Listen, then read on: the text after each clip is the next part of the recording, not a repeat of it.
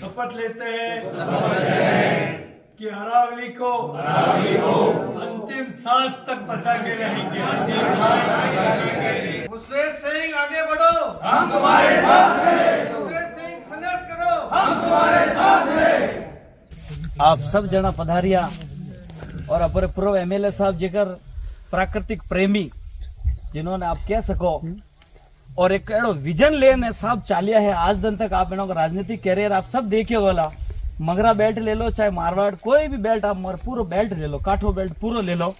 और जिन विजन रे साथे साहब धरातल रे माते कौम कराया है आगे 100 साल 500 साल हजारों साल तक ये कौम चल सके। अब आप 10 किलोमीटर एरिया में आप सब घूमिया हो और ये चीजों देखी हो, आप मन में विचार हो, लेकिन साहब अणु पहले ये चीजों करवा दी।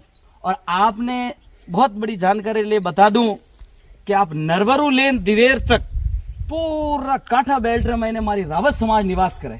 आप मगरा बेल्ट आप पूरो देख लीजो। और मगरा वासियों में तो आप ओज निवेदन करूला कि साहब बीड़ो उठाए इनमें आप कंधों मिलान हाथे रो साहब रे तो आप फायदा में रोला, नहीं तो आने वाले समय में आप रे कने पछतावा अलावा दूसरो कोई सवाल पैदा नहीं वेला। और अपोरा वडेरा कहन गया कि मगरो मारो पेट है और मारो पेट कट तोड़ो अगर औलाद देख सके तो अणु नाजोगी बात मैं नहीं मानू कि कोई वेवे।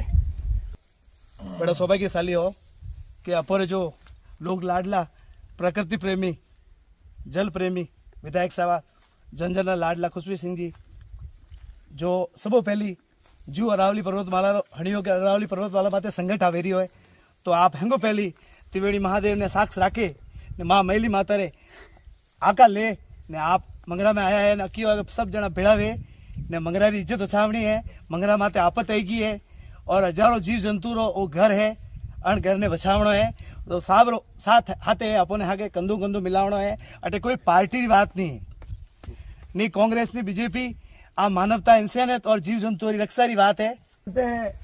कि जिस तरह से सुप्रीम कोर्ट ने जो निर्णय लिया है उस निर्णय से हम सभी मगरा क्षेत्र और आसपास के जो भी हम निवासी है बहुत आहत है। और इसी तरह से अगर हमने इस मुहिम में आदरणीय खुशवीर सिंह जी के साथ मिलकर इस मुहिम को और तेज आंदोलन के रूप में इसको परिवर्तन नहीं किया तो आने वाले समय में हमारा ये पूरा जंगल है वो नष्ट हो जाएगा।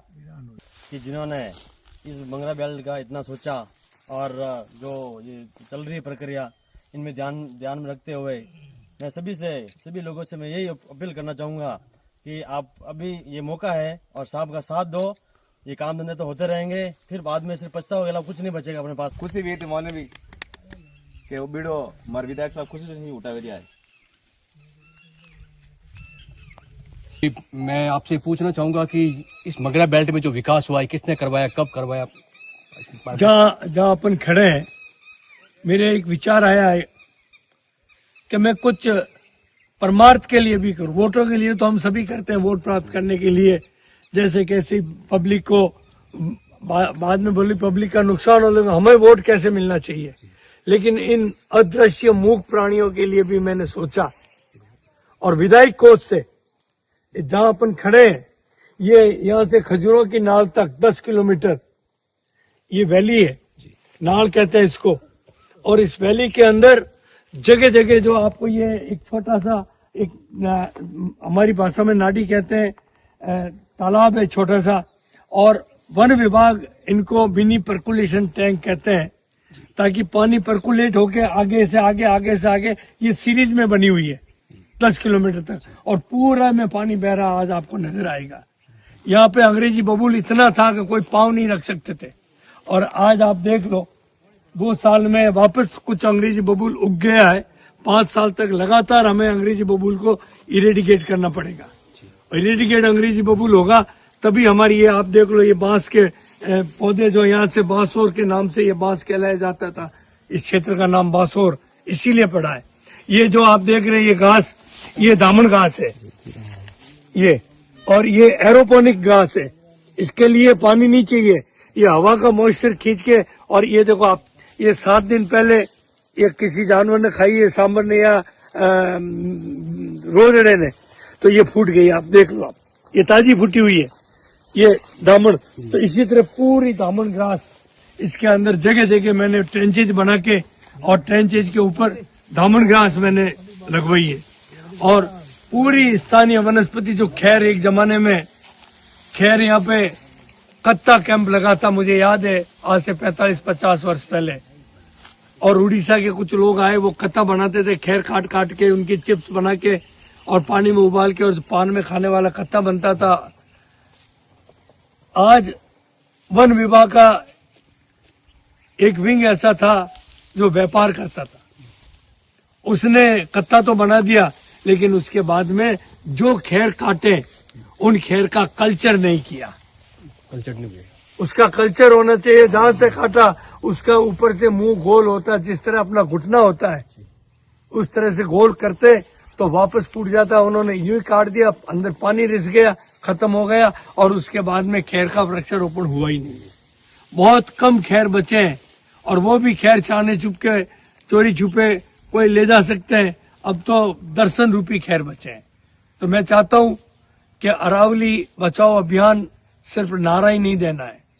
कुछ लोग अपनी वाहवाही लेने के लिए मात्र नारा दे रहे हैं, अरावली बचाओ। अरे हकीकत में जमीनी स्तर पे मैंने काम करके दिखाया है। मैंने ऐसा प्लांटेशन किया, बेर, और बेर उस प्रजाति के लगाए जो साल में 3 मौसम में आते, गर्मी में भी आते, सर्दी में भी आते और बारिश में भी आते बेर।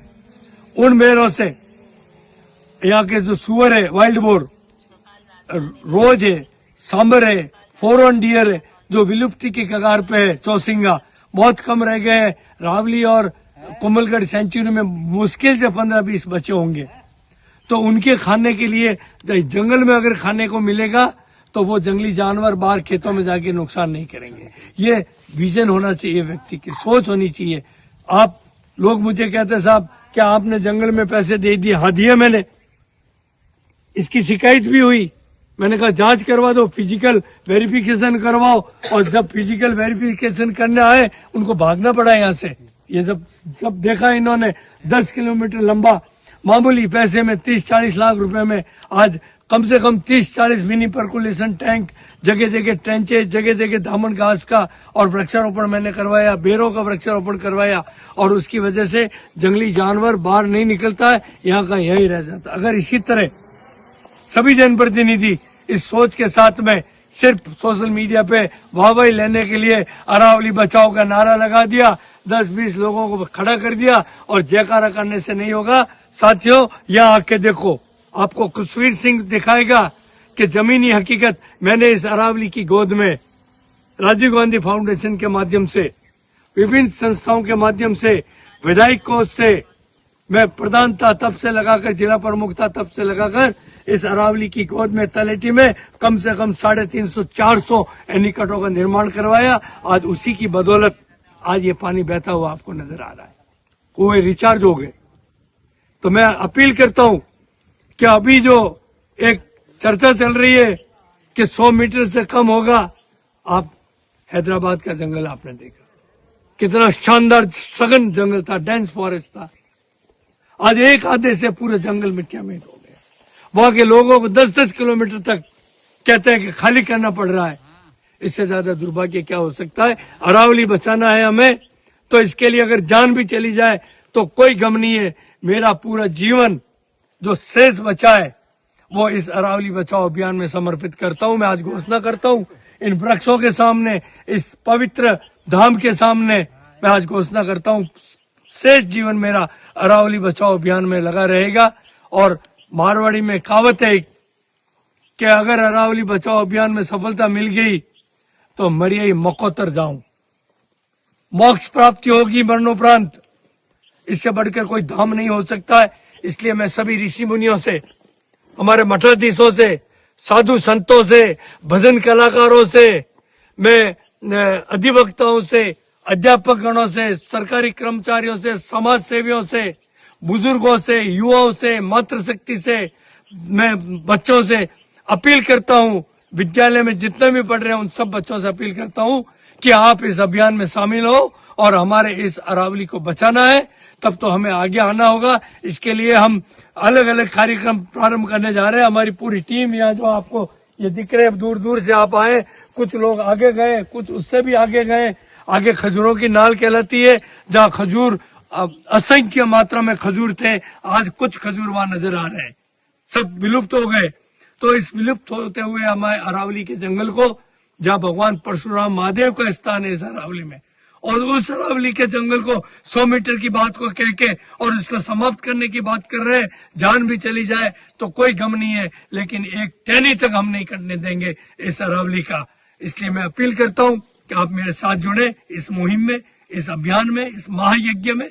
आपकी भी एक आहुति हो और विभिन्न कार्यक्रम हम अलग अलग स्थानों पर कार्यक्रम करेंगे इस अरावली बचाओ अभियान के तहत।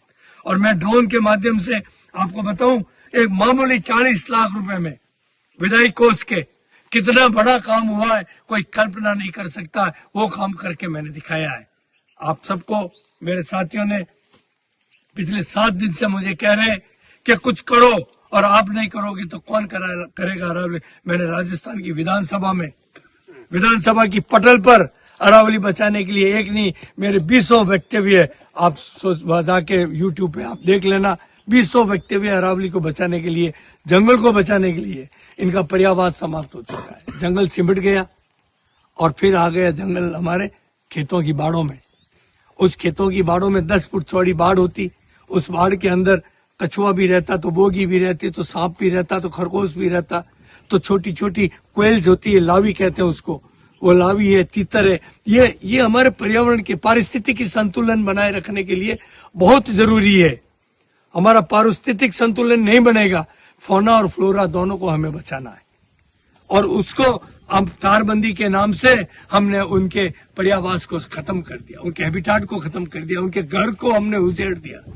तो मैं चाहूंगा कि आप तारबंदी लगाओ, लेकिन उस बाढ़ को खत्म मत करो। वो पवित्र धाम है, उसमें असंख्य जीव जंतु अपना आश्रय स्थल बना रखा है।